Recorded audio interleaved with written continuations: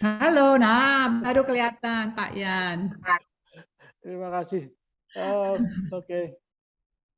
Selamat malam, Bang Yan. Eh, Hai, selamat malam, Rustian.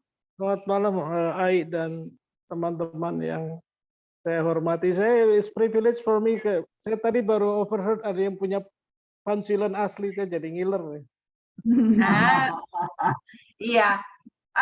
Ini sudah kita, bagaimana kalau kita langsung mulai saja? Silakan. Silakan.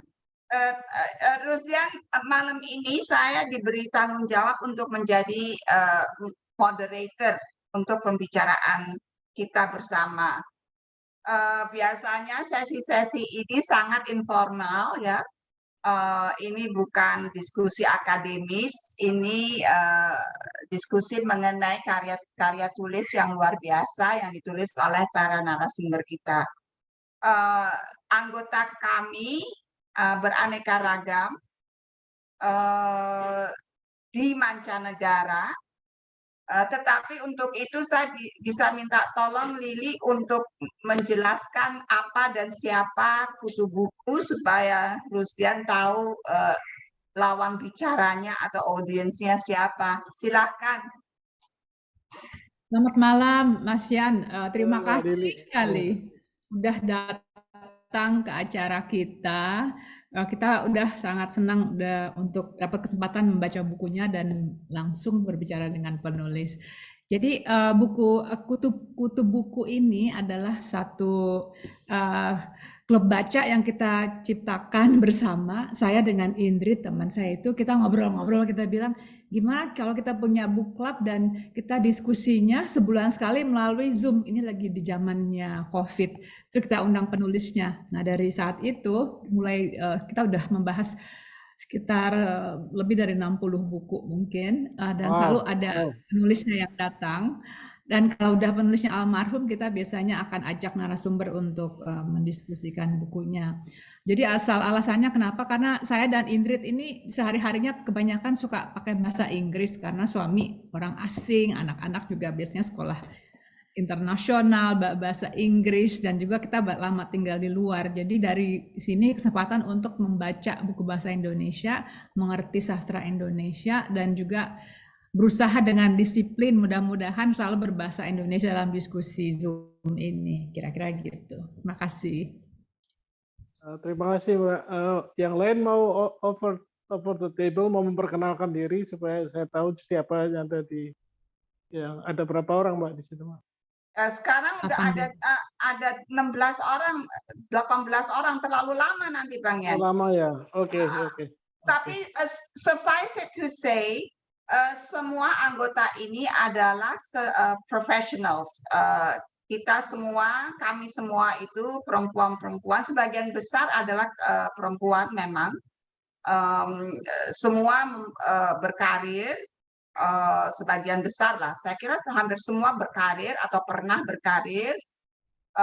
Semua cenderung untuk lebih fasih menggunakan bahasa Inggris atau bahasa Perancis atau bahasa apapun kecuali bahasa Indonesia. Dan ini kamu kan udah kenal saya lama, saya biasanya jarang sekali berbahasa dengan menggunakan bahasa Indonesia dengan baik dan benar, tetapi malam ini saya akan berusaha untuk melakukannya. So itu kurang lebih latar belakang kami semua. Terus langsung to the point aja ya, Rusdian. Ini tadi dalam obrolan sebelum Anda muncul, ada pertanyaan, siapa sih Bang Yen? Terus saya menjelaskan bahwa Rusdian Lubis itu adalah seorang environmentalist. Jauh sebelum masalah environmental studies itu merupakan subjek atau mata pelajaran yang menarik. Sebagai environmentalist, Bang Yan ini juga berkarir di berbagai institusi bergengsi, ADB, World Bank, Freeport, menjadi international consultant. Nah, selain itu juga dosen di bidang environmental economics sama resource management. So, itu sisi profesionalnya Bang Yen. Jadi dengan latar belakang seperti itu, Rusdian, mengapa kok Anda menulis novel yang begitu nyeleneh, tetapi sekaligus menarik? Padahal ini sudah buku keempat, ya. tetapi buku pertama yang bersifat fiksi. Yang dua sebelumnya kan itu autobiographical. Dan yang satu mengenai kucingmu, tapi aku nggak akan sebut itu karena aku nggak suka kucing, jadi aku nggak akan sebut. Jadi kenapa kok kamu bisa menulis buku yang fiksi yang demikian menarik? Apa yang mendorong Anda untuk menulis buku ini? Sebelumnya untuk apa ya, Mbak atau siapa teman-teman baru yang terima kasih saya dapat kesempatan yang luar biasa ini. By the way, Mbak, saya sudah kenal Ai sejak tahun 1990. Kita adalah Eisenhower Fellow, tadi Ai lupa menyebutkan suatu fellowship yang sangat bergengsi sehingga orang tidak kenal karena sangat rare.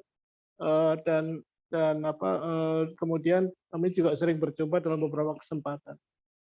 Pertanyaan yang menarik, kenapa? Sebenarnya saya sudah lama menulis. Menulis itu sudah hobi saya sejak saya SD. Saya sudah mulai menulis di majalah dinding, di mana di SD saya. Kemudian waktu saya di SMA juga agak jarang saya menulis. Tapi waktu saya di IPB, saya menjadi penulis redaktor malah dari pemimpin redaksi dari majalah kampus. Kemudian menjadi freelancer untuk Sinar Harapan, Gadis, Femina, juga beberapa majalah wanita. Dan satu aspek tulisan yang saya sukai adalah human interest dan tentunya adalah yang travel dan sebagainya. Tapi juga saya, nah itu yang jadi masalah. Setelah itu kemudian saya bekerja di international institution yang di situ harus menulis serius ya. Reportnya World Bank, reportnya IDB itu kan sampai titik koma kita harus correct dan ada style tersendiri. Ya itu membuat saya agak jenuh. Jadi pada waktu saya terakhir di Manila sebagai level saya vice president untuk IDB, saat terakhir kebetulan pada waktu tidak terlalu banyak pekerjaan waktu itu. Hanya beberapa case yang saya lakukan di Kamboja, Kyrgyzstan dan sebagainya. Kemudian saya ingat kenapa saya tidak menulis, karena salah satu yang 3 orang yang sangat berkesan bagi saya adalah nenek saya, Eyang. Saya sebut Eyang karena nama saya Lubis, tapi sebenarnya saya berasal dari Solo. Saya lahir di Solo dan besar di Banyumas. Kemudian ibu saya tentunya juga, yang ibu saya banyak sekali mengajari saya. Ibu saya bisa berbahasa Inggris sedikit, tapi bahasa Belanda lebih lancar, sedikit bahasa Perancis. Beliau sangat sangat suka membaca dan sering saya mendengarkan ibu tiap malam membacakan beberapa literatur terutama dari Belanda yang saya kenal. Nah, dari situ muncullah, dan tentunya ayah saya yang jarang di rumah, Father Abdul. Kemudian buku saya yang pertama adalah Anak Kolong di Kaki Gunung Selamat. Jadi itu yang mungkin masih bisa didapatkan di mana di online sekarang. Ya, nama benar saya Yan Lubis. Buku itu sekitar 400 halaman, itu mempunyai backdrop mengenai G30S. Jadi saya menulis itu sebagai anak berumur 12 tahun yang melihat bagaimana prolog, kemudian kejadian dan epilog dari G30S. Nah, saya ceritakan sedikit. Di dalam buku itu, sepertiga dari buku itu menceritakan mengenai Wonopringgo. Jadi pada waktu itu ayah saya di Batalion 407 di Wonopringgo di Pekalongan. Itu sepertiga dari buku itu, karena itu paling berkesan. Pada saat itulah terjadi G30S. Nah, setelah itu selesai, buku itu dipublish, kemudian saya menulis mengenai IPB. Itu mudah, tapi sebenarnya juga agak mudah sulit karena itu banyak scientific aspek yang saya masukkan ke sana, environmental issue dan sebagainya. Tapi kembali ke Anak Kolong tadi, ke sepertiga buku itu mengenai Wonopringgo, satu kota kecil di Pekalongan. Setelah buku itu selesai, kemudian saya menulis mengenai kucing, ya, itu ini cerita lain lagi, saya lupakan saja itu. Ini malah buku itu yang paling disukai orang itu, buku kucing itu. Dan sekarang dalam proses terjemahan ke bahasa Inggris. Kembali ke buku pertama, Wonopringo, saya kemudian berpikir, saya ingin membuat sequel, semacam sequel dari buku itu. Itu Profesor Paul Moss dari Western Australia University. Dia suka sekali buku itu. Dia mau terjemahkan bahasa Inggris juga. Nah, kemudian I need to have something untuk melanjutkan anak kolong itu. Apa yang harus saya tulis? Kemudian beberapa kali saya kembali ke Wonopringo. Ya bagaimanapun juga saya pernah menjadi periset waktu di universitas, menjadi researcher. Saya kembali meriset itu. Apa yang menarik Wonopringo? Saya kemudian ketemu seorang wanita tua namanya Demusaah, yang dia adalah cucu dari Mbah Tasmui.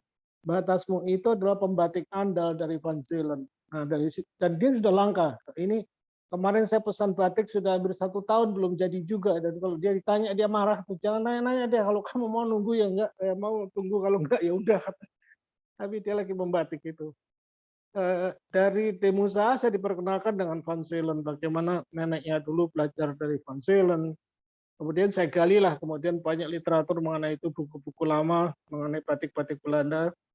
Nah, dalam kesempatan itu saya juga diperkenalkan dengan seorang anak, saya bisa katakan masih remaja, umurnya baru 21 tahun, namanya Norma. Norma ini adalah seorang pembatik yang dia mulai sejak umur 6 tahun itu, membatik yang dinamakan ngebatik Rifaiyah di Batang itu.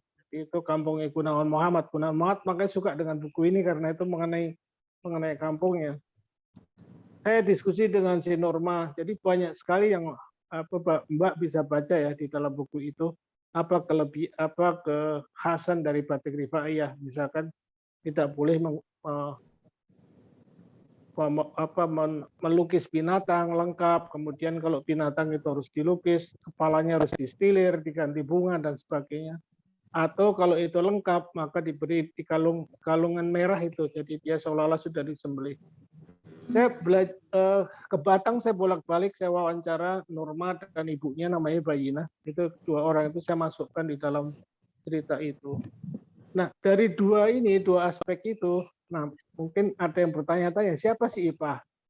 Sebenarnya Ipah adalah my first love itu. Jadi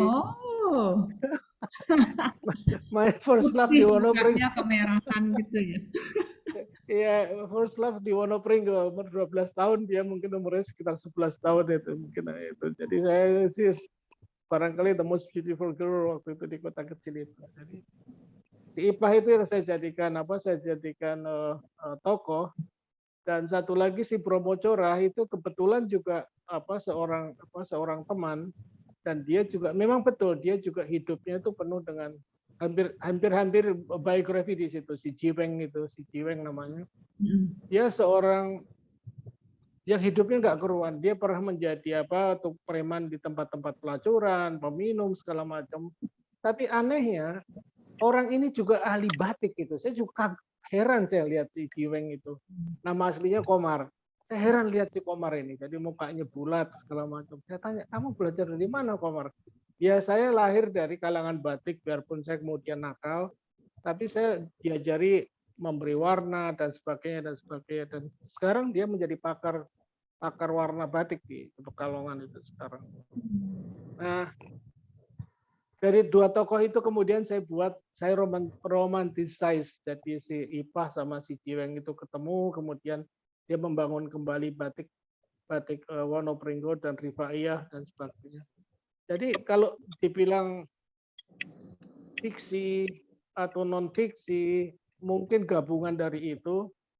Saya kalau ditanya itu 30 fiksi, 30 non fiksi, 40% nonsens, saya bilang gitu, karena banyak nonsensnya juga di buku itu.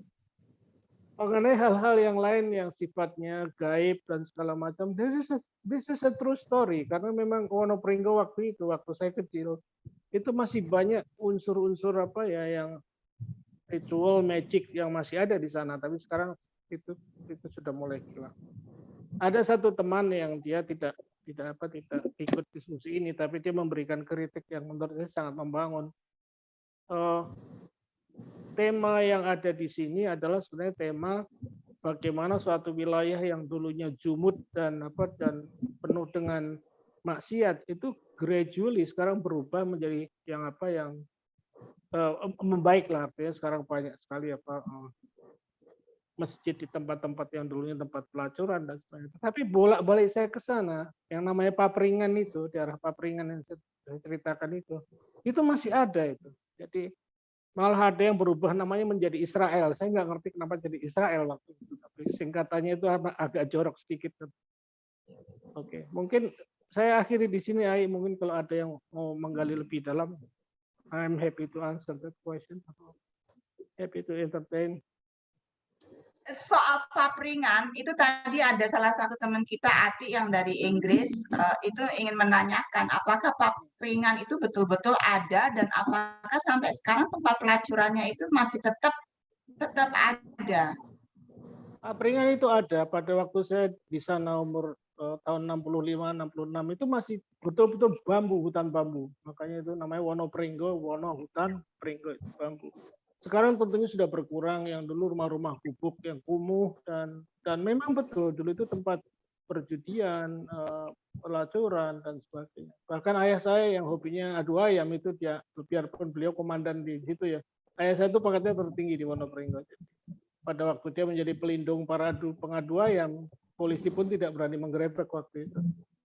Tapi alasan ayah ada karena dia menggunakan para Bromo Corah ini pada waktu itu sebagai sumber informasi untuk pergerakan politik dan segala macam zaman ke-30S. Mereka adalah informannya ayah saya tuh, karena mereka menyebar di mana.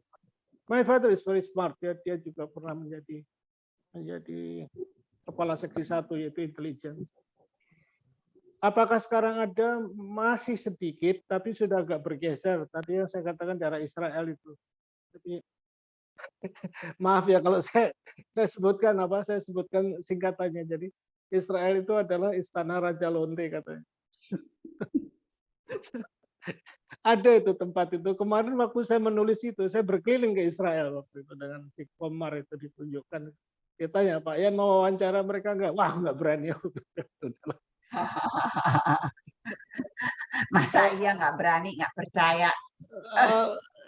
Saya melihat mereka antara kasihan sebenarnya, antara kasihan dan mungkin saya lebih merasa kasihan dibanding antara kasihan dan juga agak khawatir juga karena banyak juga preman-preman di situ, Mas.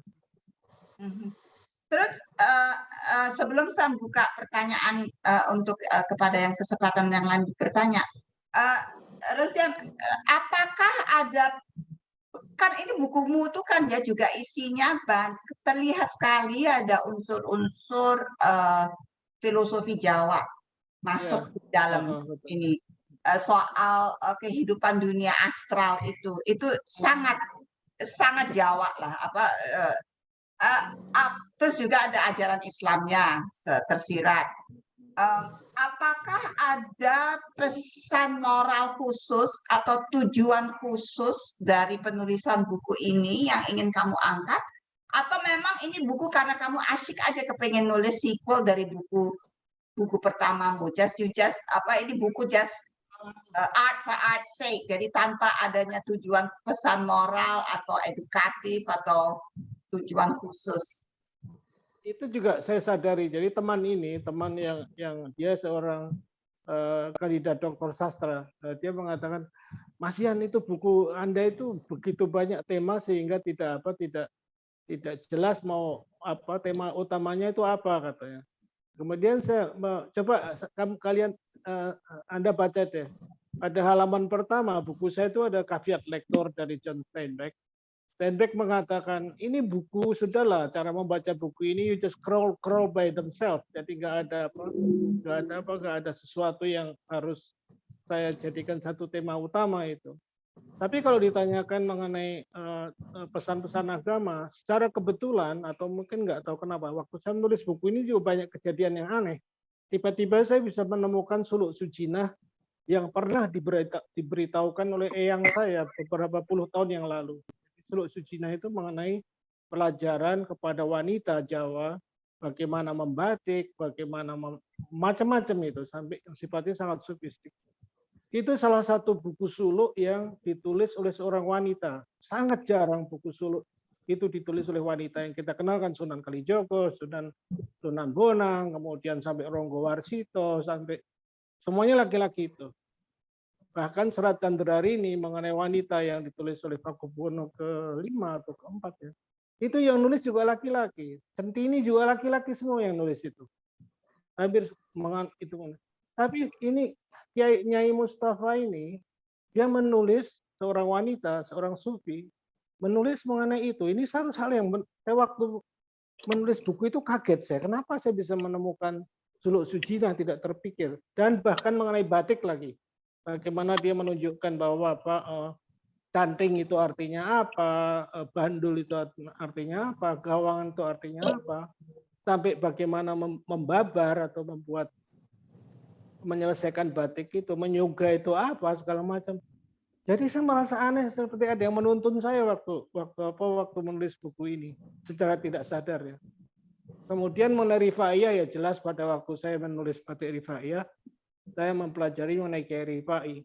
Sebenarnya dia lebih banyak ajaran Al-Ghazali yang ditulis oleh Kiai Rifai. Dia bukan yang sangat original. Jadi saya ke Kampung Wati Salit itu ketemu dengan seorang tokoh, bukan tokoh agama yang ustadz-ustadz yang populer enggak, tapi di orang ya di desa itulah. Tapi saya dapatkan dari dia beberapa ide mengenai ajaran Kiai Rifai. Jadi aneh juga dalam waktu 7 bulan saya menulis buku ini, cukup singkat karena buku yang pertama saya tulis 4 tahun itu. Itu ada berbagai hal yang bermunculan, masing-masing itu seperti mosaik yang terpisah-pisah gitu bermunculan, dan tugas saya waktu itu seolah-olah mengumpulkan itu menjadi satu buku itu aja.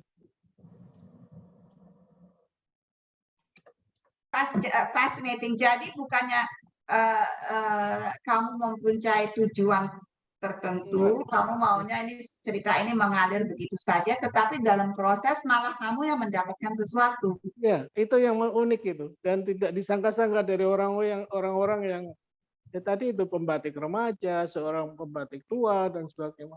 Dan mereka mempunyai wisdom yang menurut saya wisdom yang sangat dalam sebenarnya dalam itu ya, dalam konsep itu.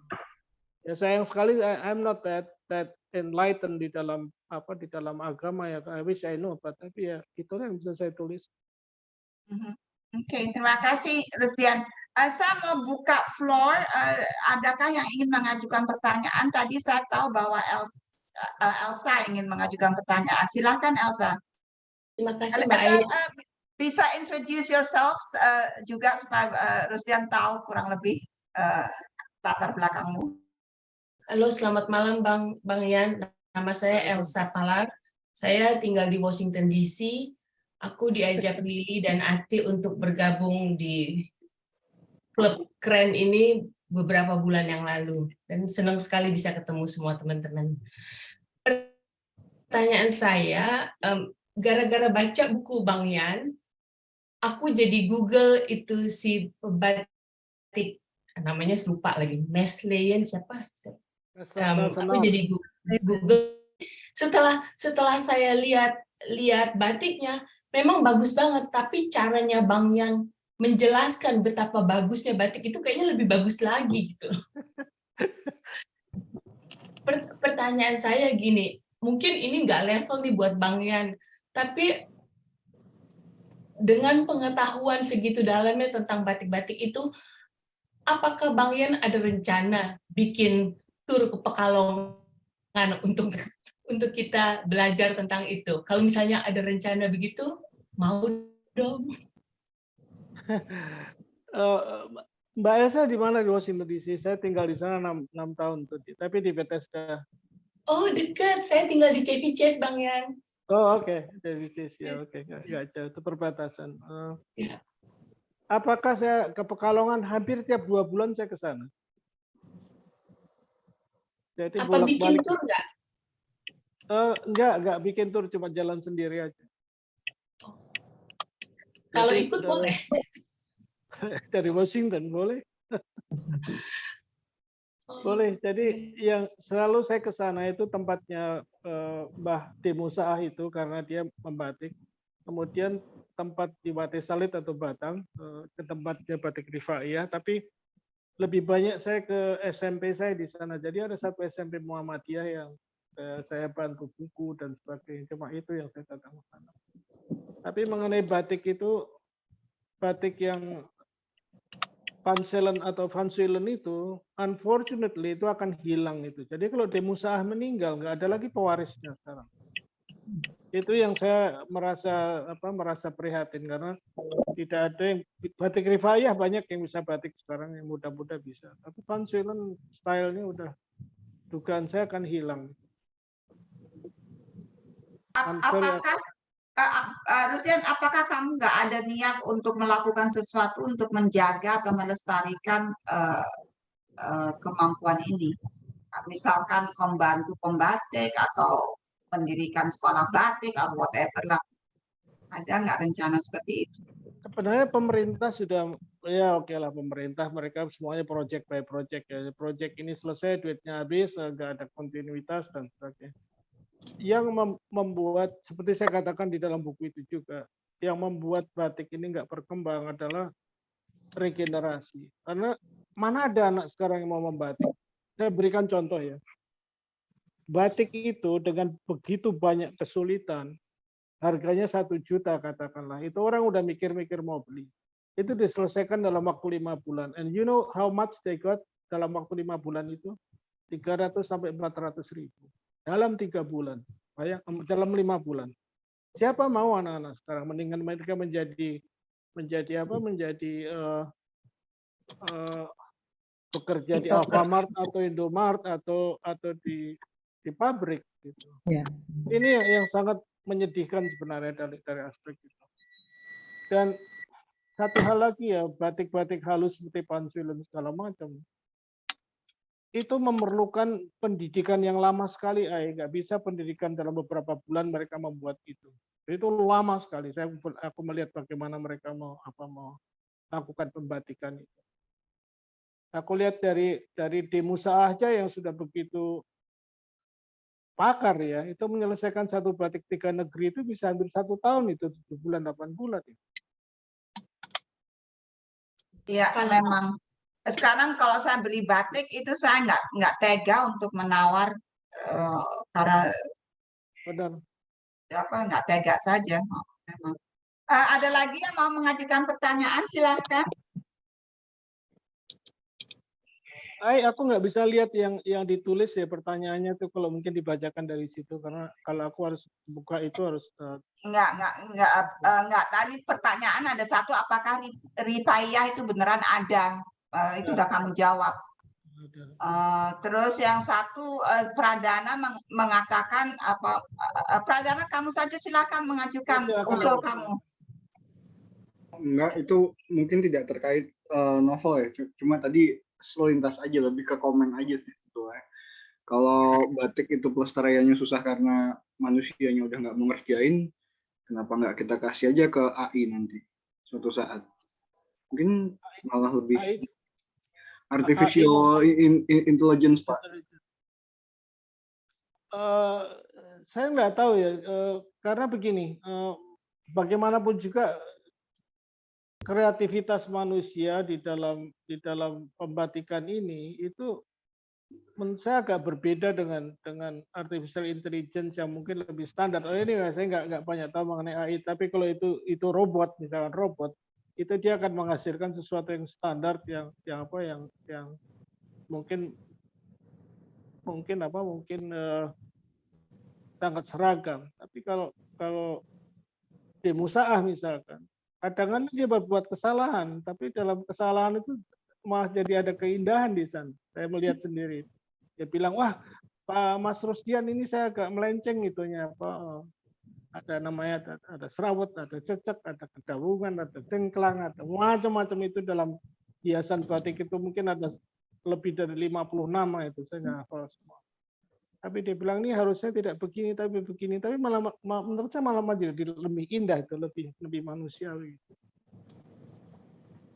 Ya. Pak, saya baru baca mungkin 1/4 atau setengah dari buku Bapak ya, belum habis ya. Tapi menurut saya penceritaannya indah, Kemudian yang saya tanyakan itu ini Pak, apa namanya? Mungkin ini agak basic ya. Jadi saya ketemu beberapa penulis dengan wawasan yang luas gitu ya. Dengan wawasan yang luas itu mereka kejebak, penulis muda ya, terutama ya. Mereka kejebak ingin ceramah atau memamerkan pengetahuannya pada novel. Jadi saya tidak membaca cerita, tapi membaca pemaparan gitu Pak. Nah, apa namanya? Menurut Bapak, pengalaman Bapak sendiri bagaimana disiplin memisahkan ego? Soalnya Bapak juga punya wawasan yang luas gitu. Disiplin memisahkan ego dan bisa bercerita dengan indah gitu. Kalau jujur aja, saya kalau sebenarnya dengan rendah hati saya katakan sebenarnya saya bukan penulis yang belajar dengan belajar menulis dengan akademik ya, artinya dalam bidang novel segala macam.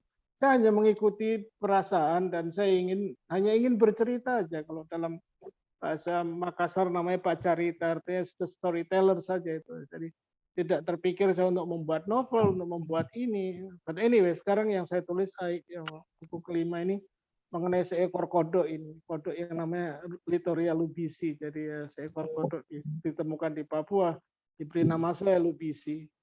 Yang menarik saya adalah how dan kenapa 15 tahun itu pemberian nama seekor kodok itu. That's so complicated dalam scientific taksonomi itu. Jadi saya hanya menceritakan aja, tidak ingin bersastra-sastra. Waktu pertama kali saya menulis buku Anak Kolong, Pak Tohari penulis Ronggeng Juga Parut. Pak Tohari datang dan dia membaca buku saya dan dia bilang, manggil saya Kang. Ini Kang Ian ini sastrawan. Saya agak kaget ditahbiskan sebagai sastrawan. Saya pikir ini hanya buku. I'm just a storyteller. Enggak, kata Pak Tohari, sastra itu adalah sesuatu yang bisa menggerakkan hati, bisa membuat manusia merasa sesuatu setelah membaca buku itu. Jadi sastra, kata Pak Tohari. Ya udahlah, saya pikir saya tidak berpretensi menjadi sastrawan. It's a storyteller. Jadi kalau saya ditanya bagaimana teknik menulis segala macam, ya saya belajar menulis artinya terutama sebagai wartawan dulu, bagaimana clarity segala macam itu. Jadi mungkin itu kali ya Pak ya, karena tidak berambisi menjadi novelis, justru menulis dengan bagus kali ya. Kalau orang yang berambisi dan paksa gitu, jadi malah akhirnya nggak dapet gitu. Mungkin juga gitu. Jadi hanya menulis apa yang ada di hati saya, ada di otak saya keluarkan as if I'm menceritakan ini kepada anak saya. Unfortunately anak-anak saya tidak ada yang suka dengan buku saya, tidak ada yang membaca kecuali yang kucing itu mereka baca, yang lain-lain mereka nggak baca. Oke Pak, terima kasih Pak. Iya, terima kasih Pradana. Lili, apakah kamu mau komentar tentang teknik penulisannya Rusdian? Iya, ini saya lagi mikir ya Mas Yan, maaf ya. Saya bilang kemungkinan besar nih Mas Yan waktu bikin ini sambil ngegelek karena mungkin enggak, karena seru banget gitu, bisa menerawang kemana-mana dan kita tuh menikmati sekali proses diajak berhayal itu gitu. Jadi boleh tanya nggak waktu melakukannya itu, waktu menulis itu apakah ada unsur rekreasi seperti itu? Kalau Ai nanya, mungkin saya di UC Berkeley tahun 90 ya, saya tahun 80 ya, saya pernah ngegelek, tapi nggak, itu hanya sebentar dan itu nggak ada hubungannya dengan ini. Kadang-kadang gini ya, dalam penulisan itu saya makin yakin itu ada sesuatu yang pada waktu kita menulis itu ada sesuatu yang masuk ke kita yang tanpa kita sadari, yang menuntun kita untuk memilihkan kata, memilihkan kalimat.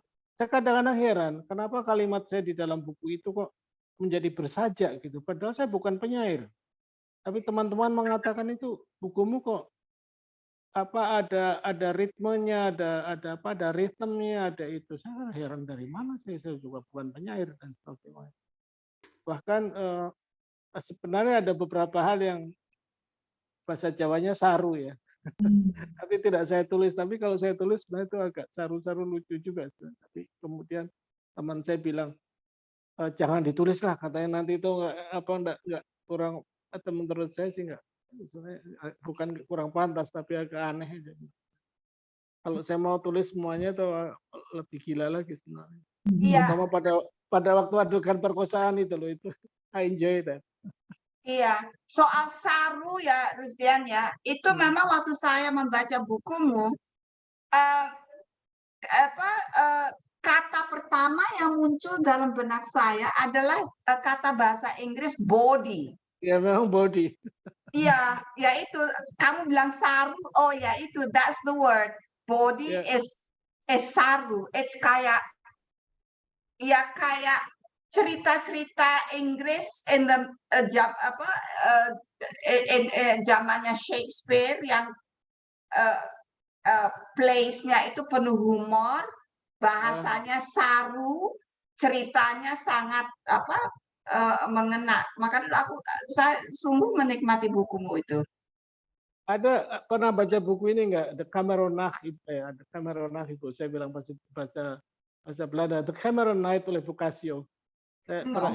Ibuku cerita itu. Jadi tapi dalam bahasa Belanda, ibuku sering tertawa-tawa kayak dia bilang ini buku saru mengenai seorang pada waktu perang itu ada satu biara yang trap atau yang terkepung, jadi yang isinya di situ hanya biarawan dan biarawati, dan bayangkan itu bagaimanapun mereka juga manusia kan, jadi ceritanya saru banget, lucu tapi lucu, jadi diceritakan dengan penuh humor. Itu mempengaruhi saya juga. Tapi kalau kita lihat ya, sebenarnya body itu di masyarakat itu sesuatu yang bagi mereka bukan sesuatu yang pornografik, tidak. Iya. Sesuatu yang fun, sesuatu yang alive, sesuatu yang entertaining itu menurut bagiku pun juga gitu. Kalau jadi ya bahasa Sunda kan ada hore itu juga body kan itu. Humor saya lama di Papua ya, itu juga humornya body semua itu. Which I enjoy it karena juga body itu memerlukan logika yang harus dipelintir, dan itu tidak mudah memelintir logika dalam situasi seperti itu. It takes intelligence to be body. Yes, indeed. Ada pertanyaan lagi dari yang lain? Silakan, langsung saja. Saya kenal Elis cukup lama juga. Boleh tanya? Silakan Mbak Farah. Oh, Mbak Farah dulu. Baik. Mas Rusdian, saya Farah Derajat, apa kabar? Katanya mau ke Bu Yustika, bolak-balik. Mas, ceritanya ini gampang dibaca. Mau saya tanya ini lebih dari satu kali Mas Rusdian menyampaikan Goodril. Iya. Belajar di mana ya Mas? Atau memang senang saja atau bagaimana? Makasih Mas. Oke, saya besar di Banyumas. Jadi Goodril itu adalah satu lagu yang sangat Banyumas. It's very lively, kalau dengarkan di YouTube deh, itu Goodril itu. Sangat Banyumas dan sangat Banyumas dengan senggaan. Oke, saya besar di Solo juga. Solo, Jogja, mereka mempunyai gamelan, tradisi vokal itu yang lebih, ya mungkin bisa dibilang lebih tinggi lah, karena bahasanya juga lebih complicated, pakai wangsalan, pakai segala macam, tapi lebih refined. Tapi di Banyumas itu lebih kasar, tapi lebih hidup menurut saya, sehingga kemudian gending Goodril segala macam itu. Coba dengarkan di YouTube, it's very fun dengerin itu. Jadi kaki kita ikut bergerak kalau dengar itu. Nah, tapi Goodril itu juga, believe it or not, itu juga magical juga. Jadi di dalam beberapa kesempatan, misalkan lengger, kemudian ada namanya lengger, sintren, dan sebagainya itu, yang kadang-kadang mereka kesurupan, in trance, itu biasanya pakai Goodril, mereka trance itu. Makanya waktu itu saya angkat pada waktu si Tumi yang dia kemudian menjadi lengger dadakan itu, pada waktu menari Goodril, dia kemasukan lengger Sri Asih yang masuk ke dalam tubuhnya. Dan itu banyak kejadian seperti itu. Serius. Jadi pada waktu lengger itu kesurupan, biasanya gendingnya gudril tuh. Kayak itu nggak tahu makhluk-makhluk gaib juga suka ini kok, suka apa? Suka menari kok mereka. Terima Makasih. kasih. Ya. Elis, silakan Elis. Terima kasih, Mbak Ai. Pak Yan, halo. Ini teman lama saya ini. Tadinya saya mau tanya apakah anak Pak Kapten itu Pak Yan, tapi kayaknya udah dengan sendirinya terjawab ya. Ipah adalah cinta pertama ya, berarti jawabannya iya. So pertanyaan saya yang lain adalah tadi dibilang saya hanya seorang pencerita, just a storyteller gitu ya. Bagi saya sih itu bukan hanya ya. Storyteller itu atau pencerita itu adalah hanya orang yang ulung bisa berkisah secara memikat, dia dikatakan storyteller gitu. Jadi bukan hanya karena membutuhkan skill, kemampuan yang tidak semua orang punya gitu. Pertanyaan saya gini, ada sebagian penulis yang bilang kalau hanya mengandalkan pada pengalaman pribadi, satu saat sumur inspirasi itu akan habis gitu. Saya ngelihat, maaf kalau sok tahu ya, tapi dari 4 buku yang saya baca karangannya Pak Yan, itu semua kan keluar dari hasrat untuk menceritakan apa yang pernah terjadi, dialami gitu ya. Dan kecuali Ponsu tidak. Ponsu kucing itu agak lain. Oh, Ponsu ya, Ponsu genre-nya berbeda ya. Saya belum selesai kalau Ponsu terus terang memang gitu.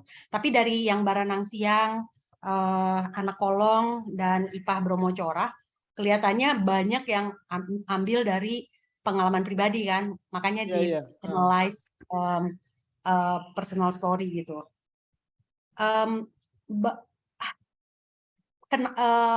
Anda berarti kan mengambil resiko bahwa kalau selalu itu yang dijadikan bahan utama, apakah benar suatu saat sumur inspirasi itu akan mengering dan akhirnya tidak ada lagi yang bisa diceritakan, udah sangat terlalu ketebak gitu. Ini apa ya? Bukan kritik gitu, ini beneran pertanyaan. Saya tidak berpretensi menjadi kritikus sastra. Apa pendapatnya tentang pertanyaan saya tadi gitu? Saya rasa benar. Jadi setelah saya nulis 3 buku, sebenarnya Baranang Siang itu bukan sequel dari Anak Kolong, biarpun itu ceritanya juga nyambung ya, bahwa setelah saya lulus dari SMA, saya masuk ke IPB. Tapi sebenarnya ceritanya berbeda. Di sana saya tidak bercerita mengenai saya sendiri, tapi bercerita mengenai matematika baru, mengenai environmental movement, mengenai aljabar non-boolean algebra, mengenai ilmu tanah segala macam. Jadi sebenarnya dia tidak masuk ke dalam buku Anak Kolong sebenarnya. Dia agak berbeda itu. Nah, IPA itu memang sengaja saya ingin membuat sequel dari buku Anak Kolong, tapi tidak melulu sequel cerita yang kering dari seperti, menurut saya Anak Kolong adalah cerita yang betul-betul half autobiografi itu. Tapi ya, biarpun enggak juga, saya sebagai outsider atau sebagai bystander waktu nulis itu. Nah, IPA itu ya kebetulan gara-gara saya ingat IPA terus waktu setiap kali saya Pekalongan itu rumahnya belum berubah itu. Rumahnya masih sama seperti dulu. Kalau saya lewat Wonopringgo itu depan pasar, rumah sudah berubah. Rumahnya IPA belum berubah. Bahkan saya kemarin ini jadi agak nostalgia dikit. Saya kemarin nanya ke situ, apakah IPA masih hidup apa enggak? Masih katanya. Tapi saya nggak berani nemuin. Nanti CLBK. Cucian basah belum kering. Cucian basah belum kering, benar. Enggak, saya khawatirnya apa yang jadi image yang ada di otak saya pada waktu saya berumur 12 tahun itu sangat berbeda dengan sekarang. Jadi saya nggak mau surprise ya, sudahlah saya bilang, saya nggak mau nemuin dia. toh dia juga nggak kenal saya waktu itu. Saya hanya menjadi romantic fool aja yang mengagumi dia dari jauh, tapi nggak berani ngapa-ngapain juga. Kenalan juga enggak, cuma that's my romantic cinta monyet. Cinta monyet. Iya, cinta monyet. Anyway, dia masih hidup, tapi nggak tahu di mana, tidak di Wonopringgo lagi, tapi mungkin di Surabaya atau di mana kalau nggak salah dengar. Iya. Tapi keputusanmu untuk tidak menemuinya adalah keputusan yang tepat. Saya tepat sekali. Baik, kalau boleh satu lagi. Oke, silakan Elis. Kalau tadi dianggap benar gitu ya, jika kita hanya mengandalkan kepada pengalaman pribadi, kita lama-lama nanti inspirasinya mengering. Ada sarankah untuk calon penulis gitu ya, selain bahwa menulis itu bersenang-senanglah gitu, just tell the story to the readers gitu, bahwa mereka akan menyukainya atau tidak itu nomor sekian. Sering saya dapat sarannya begitu gitu. Tapi dari pengalaman Pak Ian sebagai published writer gitu ya, sekarang kan penulis yang sudah menerbitkan gitu. Bagi aspiring writer seperti saya lah gitu, itu sarannya apa ya untuk memulai gitu? Karena selalu ada keraguan nanti nggak suka gitu pembacanya gitu. Makasih. Ini pertanyaan sulit saya. Jujur saya akui saya very very late bloomer, karena buku saya yang pertama itu saya tulis waktu umur saya 65 tahun. I think it was way too late untuk menjadi seorang penulis yang serius. Biarpun Jaya Suprana bolak-balik ngomong ini Mas Rustian ini bisa menang Nobel, alah saya pikir-pikir he's just joking. Tapi mungkin half joking half serious. Tapi waktu saya ketemu Pak Tohari bilang just write, dan jangan berpikir bahwa bukumu itu akan bagus, nggak usah mikir itu. Dia bilang dari semua buku yang saya tulis mungkin ada puluhan, yang dikenal cuma Rongeng Jokoparo aja, yang lain nggak dikenal katanya. Nggak ada yang kenal buku saya katanya. Jadi prinsipnya jangan takut, just do that kata Pak Tohari, dan jangan berpikir itu akan menjadi penulis terkenal atau apa, enggak. Tulislah sesuai dengan apa yang ada di hati. Dan Dante Alighieri pernah ngomong, lo mission unsi quando amor mi spirit at look apa amor mi not at well model Dante itu so significant. Siapa saya ini, kata Dante? Saya hanya seorang penulis yang diilhami oleh cinta dan menulis apa yang menurut saya signifikan, cuman itu aja, kata Dante. Itu yang saya ingat itu. Saya baca Divina Commedia, saya cuplikan. Ya. Satu lagi yang anjuran saya untuk sebenarnya menulis itu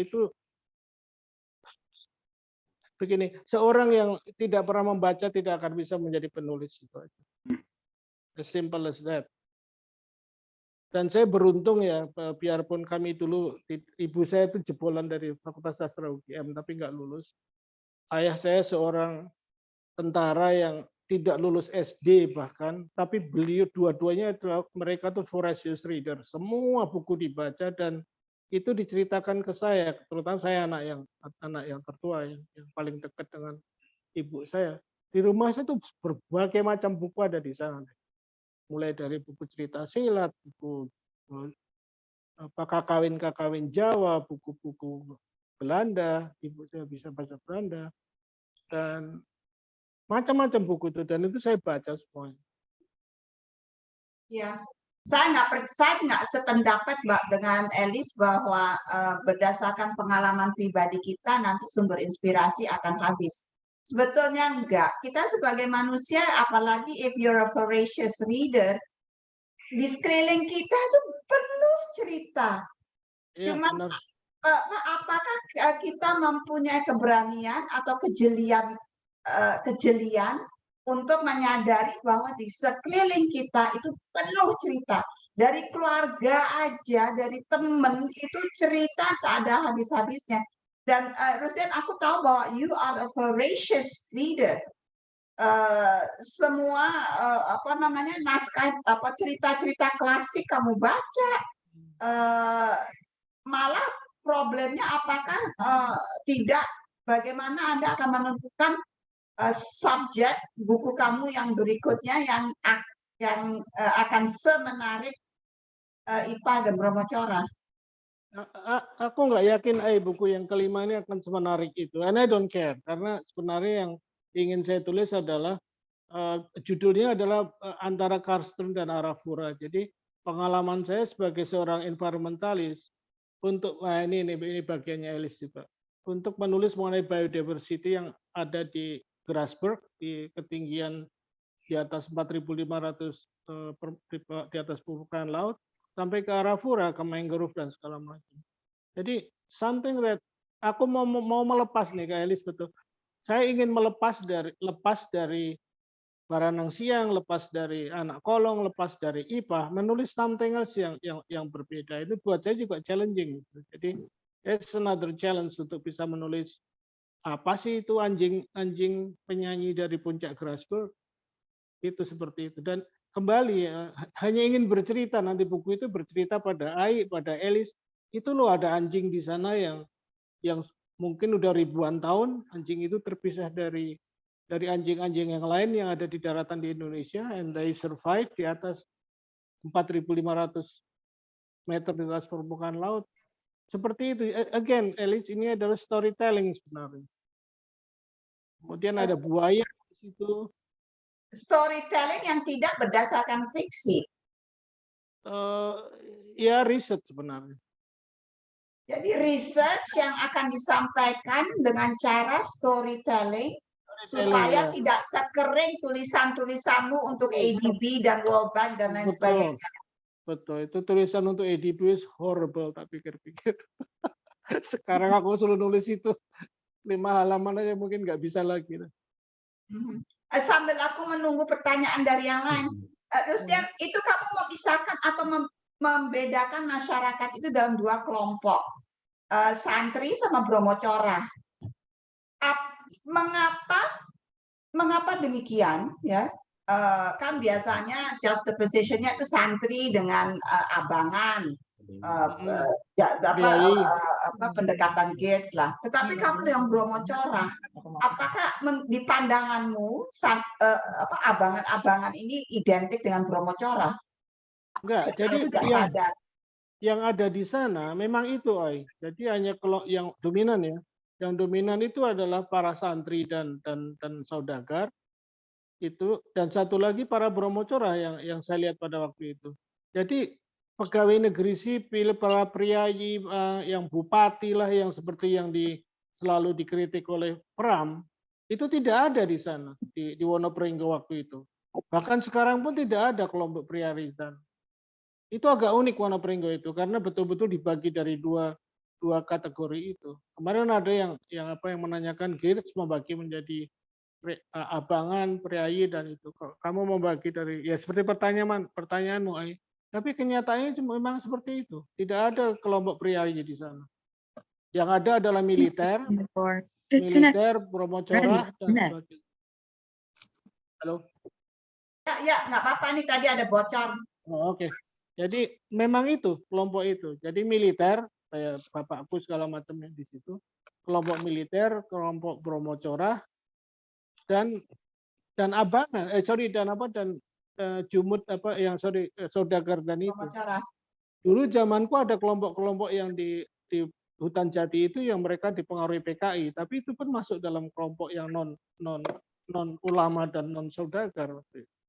Mereka petani-petani yang unfortunately mereka kemudian menjadi BTI dan sebagainya. Menarik. Thank you ya Rustian. Inggit, silakan. Mau mengajukan pertanyaan. Inggit, kamu raise your hand. Oke, silakan. Silakan Inggit. Selamat malam. Ready to connect. Mas Yan, bisa dengar? Iya, saya dengar jelas. Oke. Jelas. Bukunya Mas Yan ini bikin sedikit mellow sih, jadi ingat Mbah Putri saya dulu suka membatik soalnya, jadi kita punya gawangan di rumah. Iya, iya, iya. Tapi seperti tadi Mas Yan bilang, keturunannya nggak ada yang mau ngebatik. Sama yang saya juga juragan batik karena anak cucunya nggak ada. Dan kemudian bertahun-tahun kemudian saya belajar, pernah mengunjungi kantornya Pak siapa ya, wakil kita untuk UNESCO tuh Pak Arif Rahman.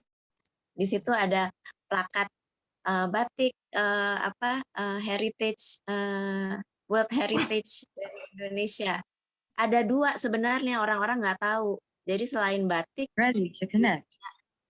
ada 1 plakat lagi untuk penghargaan bahwa kita memelihara batik sebagai budaya Indonesia melalui ada sekolah batik di Pekalongan gitu. Itu jadi 2 dari UNESCO itu pengakuan atas batik. Nah, tadi yang Mas Yan sampaikan bahwa ya budaya membatik ini akan punah karena nggak ada yang meneruskan. Itu kayaknya bener banget. Walaupun udah dikasih penghargaan atau pengakuan dari UNESCO ya, saya pergi ke Pekalongan, saya bikin acara untuk remaja, pemuda Pekalongan. Kita yang dari Jakarta pakai batik, mereka nggak ada satupun yang pakai batik. Batik is just not the thing anymore gitu. Padahal di sana tuh saya pergi ke museum batiknya itu rasanya Ready aduh to connect. itu keren banget ya. Bukan hanya batik Pekalongan tapi batik dari seluruh Indonesia itu greatly recommended. Kalau ada yang mau pergi ke Pekalongan itu pergilah ke museum batik ini. Saya Itu 3 kali ke sana. 3 kali. Kayaknya saya juga akan berkali-kali ke sana kalau ada kesempatan untuk ke sana lagi. Kayaknya emang perlu nih dibikin tripnya ya Mas Yan ya. Boleh. Saya buat saya Ipah dan Bromo Cerah ini buku yang kayak merangkum kekayaan budaya Indonesia, bahkan yang segi astralnya saya juga percaya. Dan itu menghibur sekali caranya Mas Yan menyampaikannya, telling the story. Saya pertanyaannya cuma 1, kapan 5 keluar? Saya kepengen baca. Mungkin Ready to connect. 1 tahun itu.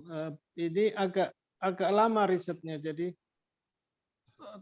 karena topiknya sangat beragam, mulai dari anjing-anjing yang di atas Strasbourg sampai ke ulat-ulat sagu yang ada di Arafura, sampai buaya di Muara dan macam-macam.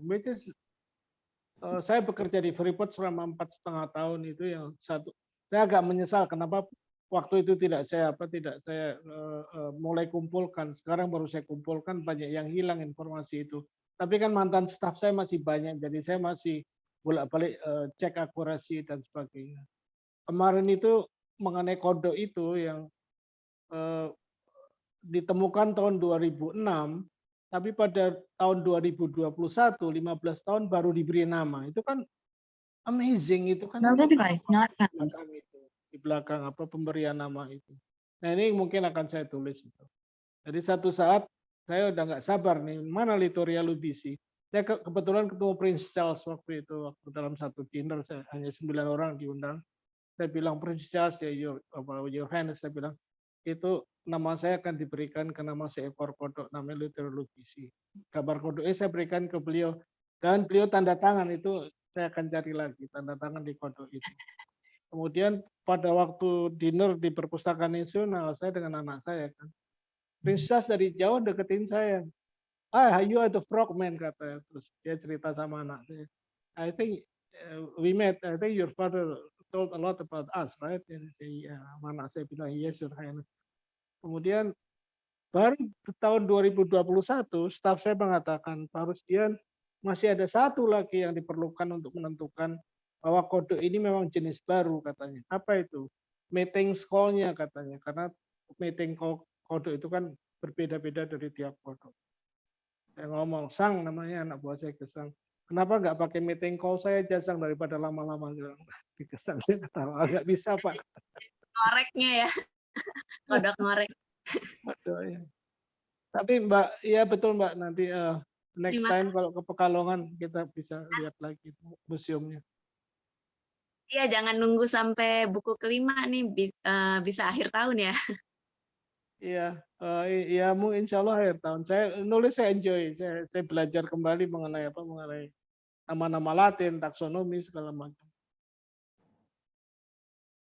Thank you. Ini tanpa sadar kita udah ngobrol selama 1 jam. Seru apa yang disampaikan Rusdian. Adakah pertanyaan-pertanyaan lagi? Biasanya Rusdian kita memang hanya 1 jam lebih. Saya tahu ini malam. Saya malah penasaran. Tadi ada Mbak siapa yang punya batik-batiknya Van Zuylen, mungkin bisa cerita. Bisa cerita. Dari mana dapatnya? Heli, silakan Heli. Masih mute.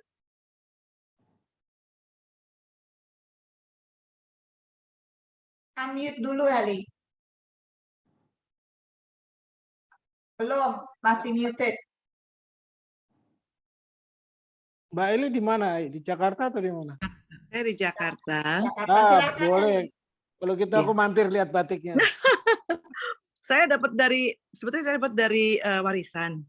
Oh, iya. Jadi memang kebetulan ibu saya maupun mertua saya itu memang suka dengan kain. Dan mertua saya itu walaupun orang Padang, tapi dia banyak sekali kain-kain Jawanya. Nah, waktu pas meninggal, kita anaknya cuma 1, perempuan, menantunya 2. Nah, yang perempuan itu kebetulan memang tinggal di London dan tidak terlalu tertarik dengan kain batik.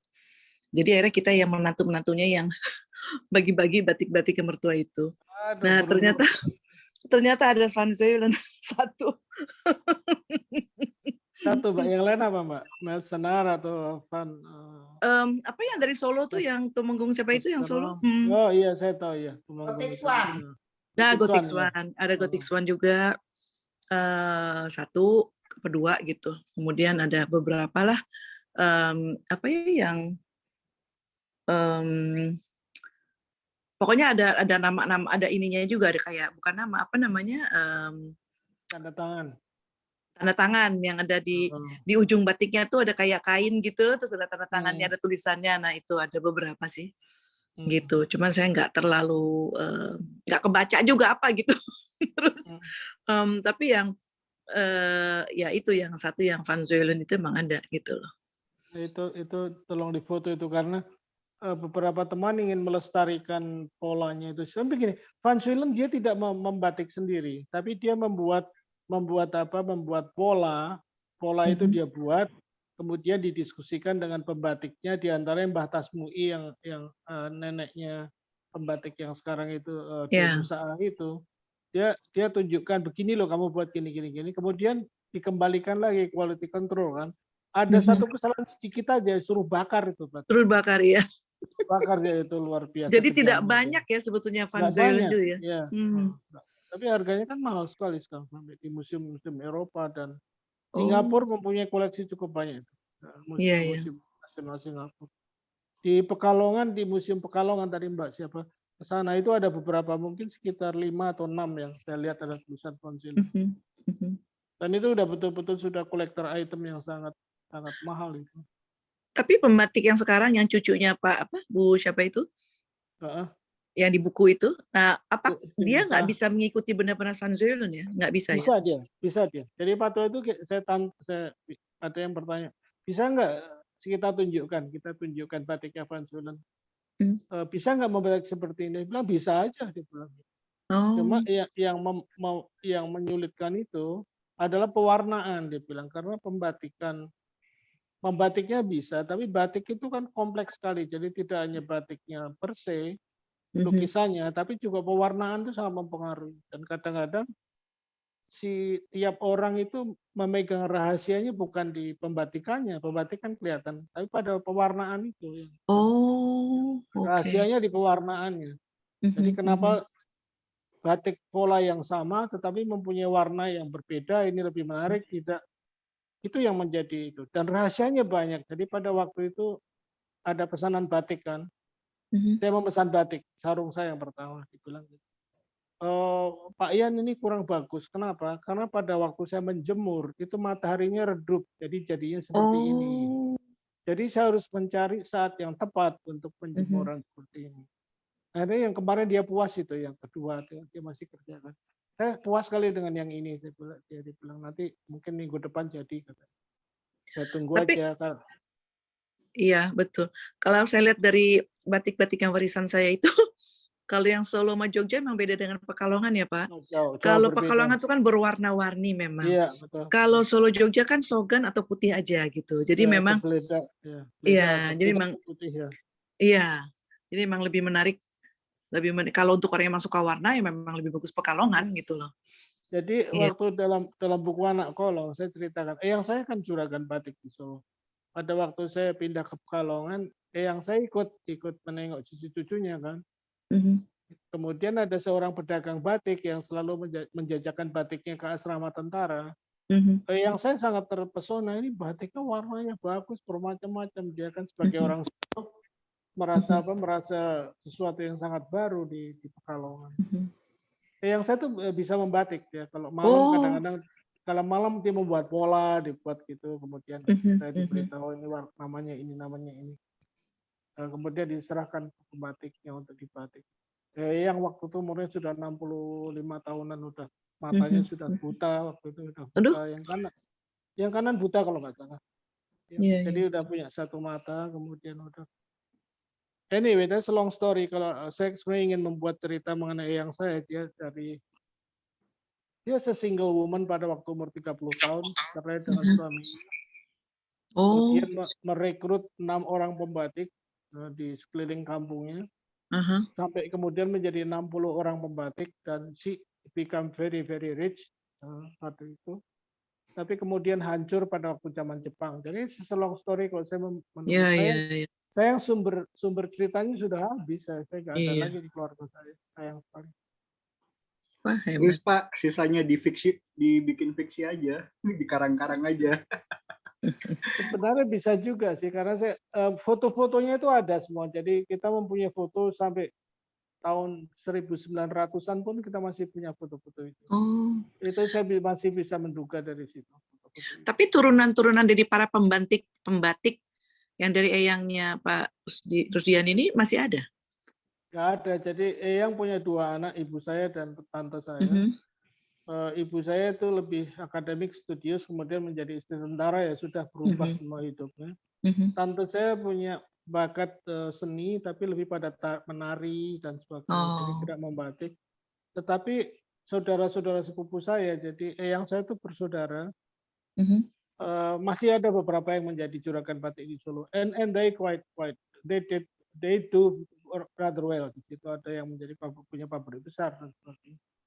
Jadi tradisi itu masih ada di keluarga kami, tetapi tidak directly dari eyang saya.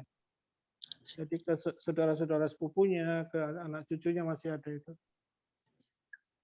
Ya alhamdulillah mereka masih bisa survive lah dengan situasi seperti ini. Iya. Nah, anehnya dulu itu saya tidak mau menjadi juragan batik. Saya ingin keluar dari rumah eyang saya karena saya bilang ngapain saya jadi juragan batik di Solo yang tiap hari pakai sarung melihat itu. Saya ingin yang lain. Iya. Tapi sekarang batik seharusnya dipromote sebagai works of art. Jadi bukan batik sebagai baju sehari-hari malah. Karena yang batik yang sehari-hari nggak bisa menyaingi yang cap-cap, yang print-print itu. Tapi yang batik tulis itu betul-betul works of art. Tahu nggak, Ai, kenapa salah satunya kehancuran batik tulis Pekalongan? Karena batik kemudian dipromosikan sebagai baju, sebagai spray, sebagai gorden, segala macam. The real art itu hilang karena kemudian yang muncul batik tulis kan. Tapi ya gimana ya? Mereka ingin mendapatkan untung juga. Bayangkan kalau membatik 7 bulan hanya dapat 300.000, untuk apa? Mendingan bikin gorden yang harganya 100.000 tapi produksinya bisa banyak kan? Ini kan hanya masalah ekonomi aja. Betul. Maka itu if we can promote a niche market untuk batik sebagai karya seni dengan nilai yang tinggi, collector's item, Dulu maybe kan bisa. ada, dulu kan ada Iwan Tirta, ada Iya. Ogin, ada segala macam kan. They have their own segment untuk itu ada sih.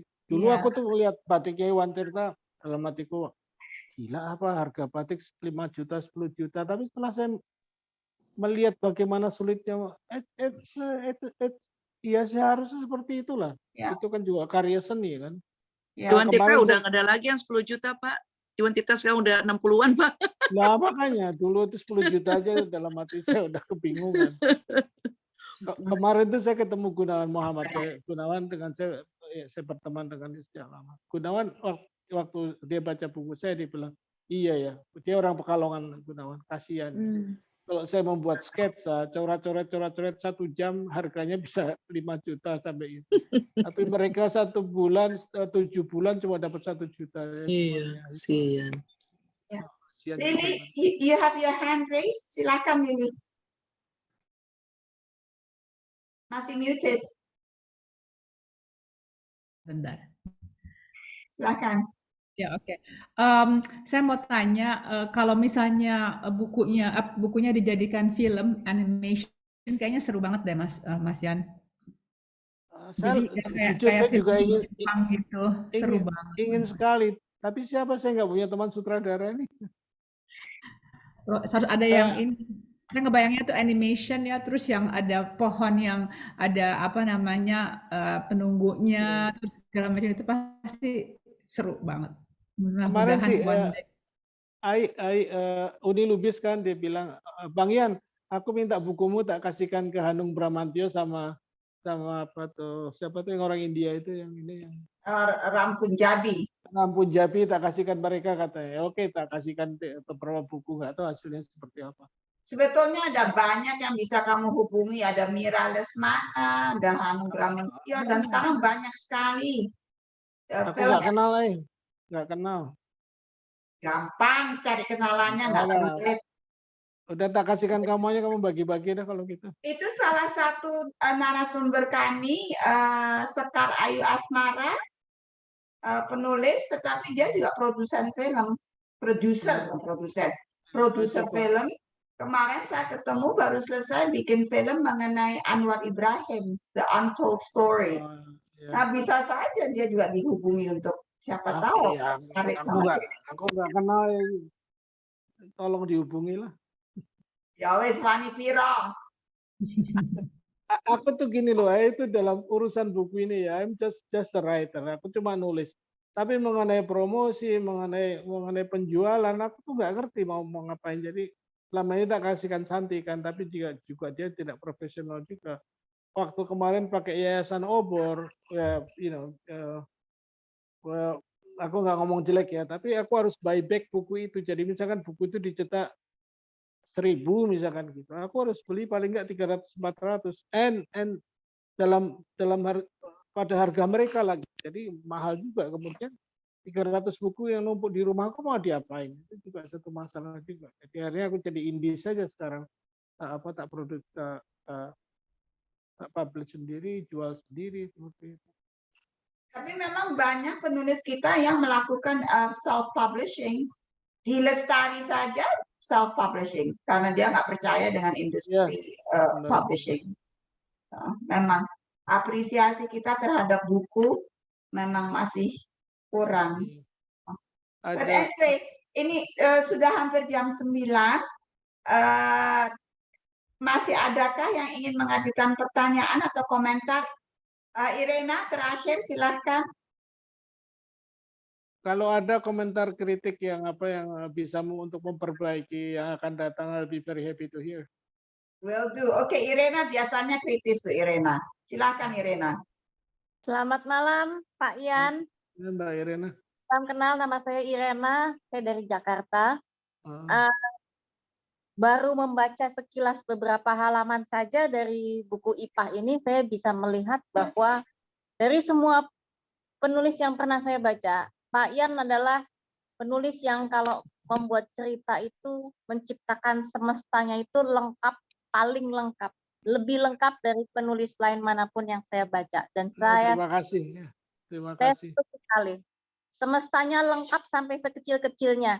Pertanyaan saya untuk membuat lengkap detail satu kosmik itu tuh ada semua itu, apakah Pak Yan membuat catatan-catatan lebih dulu, terus bagaimana menyeleksinya, catatan yang ini masuk ke mana, atau catatan yang ini masuk untuk bab yang mana, atau catatan ini masuk untuk tokoh yang siapa, itu bagaimana caranya. Terus kedua, tadi menarik kalimat terakhir Pak Yan, bahwa Pak Yan memakai Yayasan Obor, lalu akhirnya ujung-ujungnya harus buyback 300-400 buku.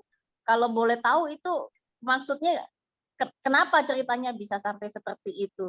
Terus berarti poin ketiga adalah yang saya mau tanyakan, apakah dengan demikian menurut Bapak, menulis buku dan menerbitkan buku, ujung-ujungnya hampir mirip seperti batik tulis. It's a niche market. Karena makin lama makin sedikit peminatnya, sehingga pangsa pasar pun sedikit terbatas dan si penciptanya pun kesulitan untuk mencari pangsa pasarnya, customer-nya. Demikian pertanyaan saya, Pak. Terima kasih. Saya jawab yang nomor 2 dan nomor 3. Jadi saya tidak ngomong jelek mengenai Obor ya. Obor saya dengan wujud respect, saya hormat sekali dengan Ibu Kartini. Dan saya juga kenal Pak almarhum Pak Mohtar Lubis. Jadi memang mereka pun juga struggling untuk mendapatkan biaya. Jadi kalau mereka produksi 1000 buku, tidak mungkin juga mereka bisa menjual habis. Jadi ya mau nggak mau harus ada penjualnya, yaitu si penulis. Jadi oke, saya terbitkan, Anda nggak perlu bayar ke saya, tapi belilah buku ini kembali. Beberapa saya rasa sekitar 300, tergantung dealnya, waktu itu saya beli 300. Jadi 300, tapi harganya kan harga mereka, jadi bukan harga produksi yang saya. Misalkan saya produksi sekarang cetak sendiri di Jogja ini mungkin sekitar 40.000 per buku ya. Tapi kalau kemudian Obor yang mencetak itu bisa 70-80.000 per buku. Jadi kan karena mereka juga ingin dapat margin kan, membayar pegawai segala macam. It's okay, saya have no complaint mengenai itu. Nah, apakah kemudian buku akan menjadi sesuatu yang seperti batik tulis? I'm worried dengan perbukuan di Indonesia sebenarnya. Saya lihat buku-buku yang ada di mana di Gramedia dan segala macam. Apa laku? Saya pernah nanya ke mereka, Pak, kita tuh yang membuat, ya mereka saya nggak ngomong gitu ya. Tapi kok saya lihat Gramedia, mereka sebenarnya bukan, untungnya menurut saya tidak di penjualan buku, tapi pada merchandise yang lain. Apakah itu stationery, ada tas, ada segala macam itu. Mungkin dari situ untungnya malah. Nah ini sangat merisaukan bagi para penulis karena jujur aja dari 4 buku ini tidak ada yang betul-betul menguntungkan komersial kalau tidak dibantu oleh ini teman-teman di Eisenhower Fellow juga sangat berbaik hati. McCain, Jerry, Bambang Brojo, mereka memberikan sekedar ongkos untuk membantu cetak buku, Bang, ya saya terima dengan senang hati. Kemudian ada beberapa sponsor yang buku saya yang pertama itu sponsornya Adaro, ya Adaro kebetulan saya kenal. Mereka berikan buku. Tanpa itu nggak akan bisa buku itu nggak akan bisa dicetak dan disebarkan dengan baik. Saya nggak untung sama sekali dari penulisan buku itu. Just for fun itu kadang-kadang istri saya kadang-kadang heran, kamu itu dulu bekerja begini tiap bulan terima uang, sekarang bertahun-tahun nulis buku, hasilnya apa itu? Saya paling benci kalau ditanya hasilnya apa itu. Nggak ada hasilnya soalnya. Oke, pertanyaan pertama. Apakah dalam menulis itu saya menggunakan satu lead atau skema? Sebenarnya tidak terlalu rigid. Jadi pada waktu saya menulis IPA misalkan, itu mengalir seperti itu aja. Begitu saya datang ke Wonopringgo, saya jalan di Papringan, saya jalan ke tempatnya IPA, saya jalan gitu. Seperti bermunculan aja, saya tinggal cerita itu sudah ada di sana, saya tinggal mengambil, menceritakan kembali, meletakkan pada sekuensi yang menurut saya bagus. Itu aja jadi satu buku. Tapi buku saya yang pertama itu riset betul 4 tahun. Karena itu banyak melibatkan kejadian-kejadian tahun 60.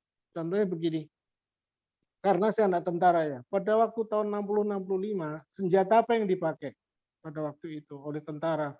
Saya harus ke museum tentara itu melihat senjata yang, atau sekarang dipermudah dengan Google ya. Misalkan Garand itu pelurunya berapa?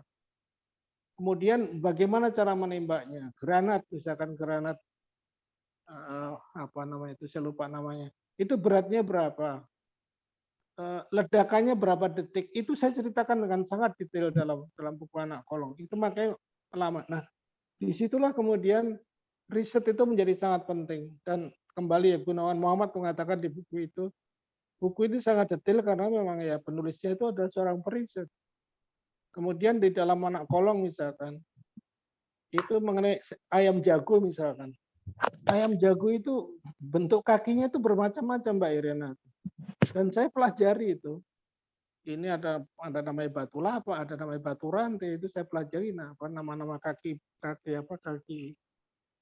ayam itu. Kadang-kadang saya kalau lagi makan sushi, bukan dimsum itu, dimsum kan ada kaki ayam tuh. Kadang-kadang saya berpikir ceker itu. Saya kadang-kadang berpikir ini batu lapa atau batu rantai atau apa sih, kadang-kadang anak-anak saya sampai heran, ayah ini ngapain sih pakai diskusi kayak gituan gitu. Oke, jadi kuncinya riset, Pak. Itu memang bagi saya seorang penulis yang tidak menggunakan riset, baik scientific research maupun whatever namanya riset, menurut saya bukunya tidak akan bagus. Dan ya maaf ya, saya berapa kali melihat beberapa buku yang penulis-penulis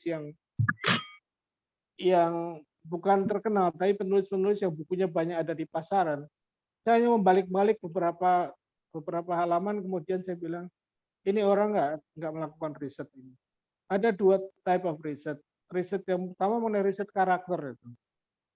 Jadi kadang-kadang mereka karakternya nggak jelas siapa mereka.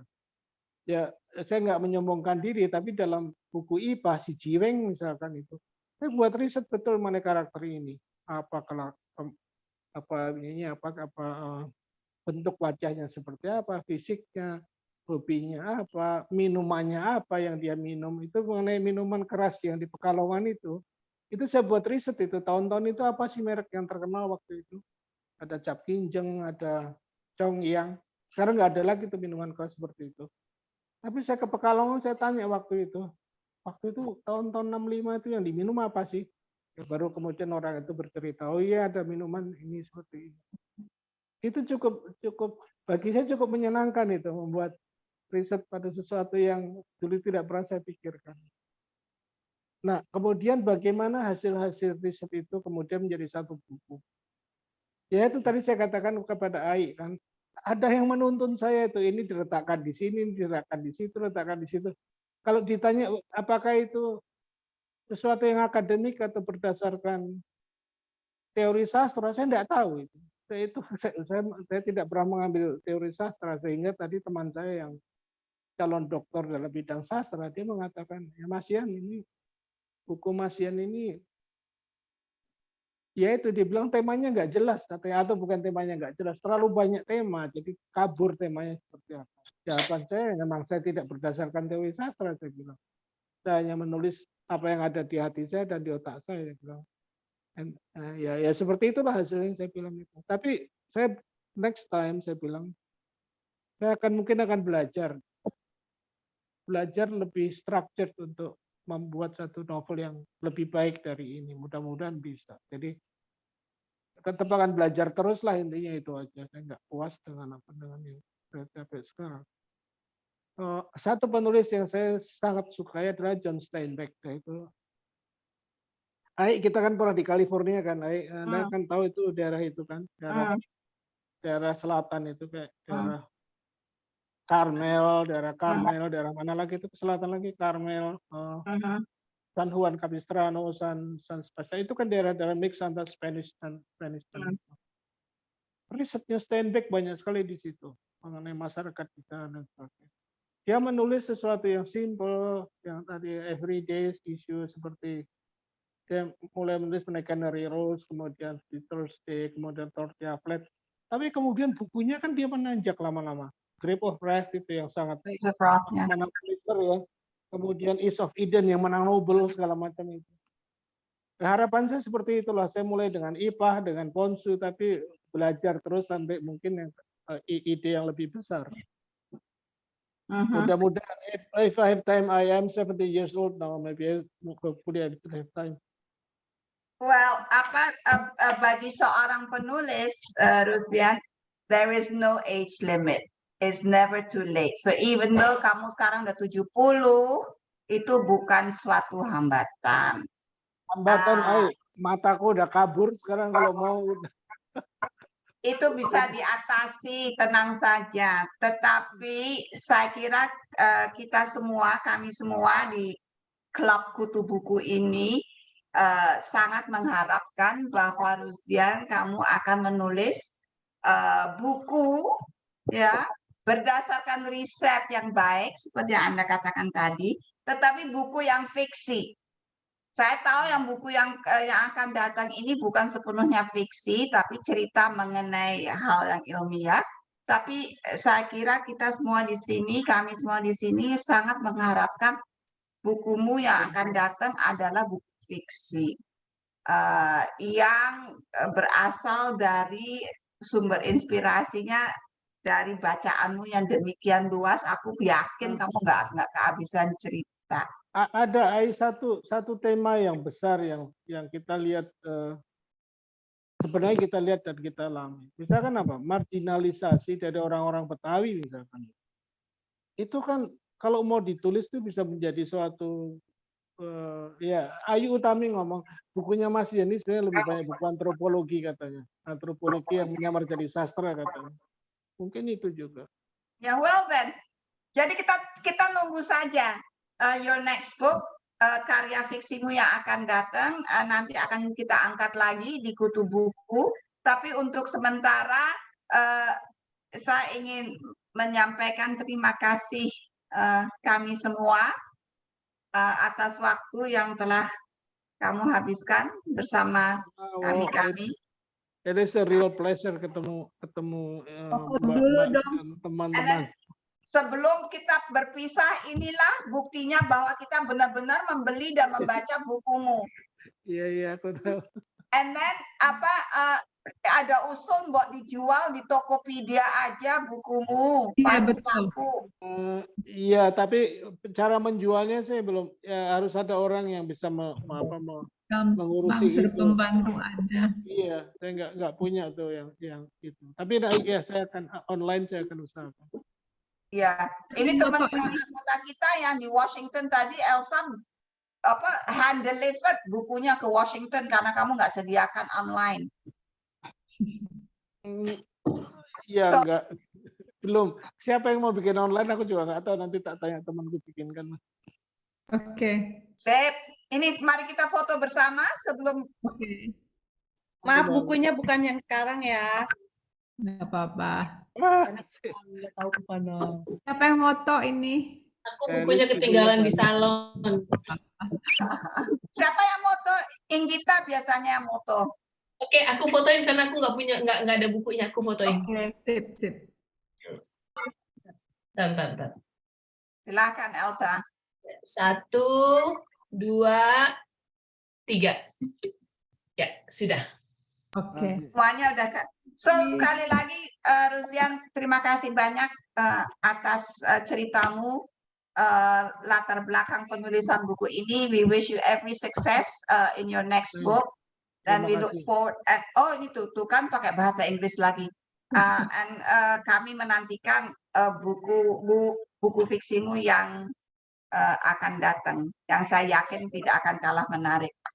So sudah ada sih di otak belum ini. Nah, itu dia. Kita tinggal nunggu tanggal mainnya aja. Ya, terima kasih banyak, Ai. Terima kasih semuanya. Terima kasih semua. Sampai jumpa lagi.